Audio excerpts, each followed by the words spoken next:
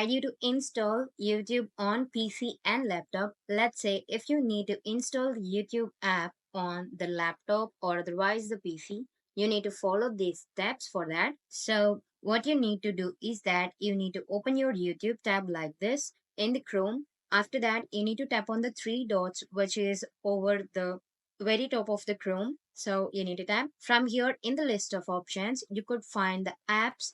You could find it very top or in the bottom or otherwise in the midway. So let's say it is found beside below the downloads. So if you place the cursor on the apps, here it is showing you that install YouTube. From there you need to tap on install YouTube, and here you could see that is giving installing. So I can tap on that. From here that is installing, you could see that is has been installed, and now here you could check that has been installed. So from here you can create that desktop shortcut, or otherwise you can auto start your device login. You can pin to start, or otherwise you can pin to the taskbar, and you can allow this app for whatever you want and say I'm tapping on don't allow. And this is how you could install YouTube on PC and laptop.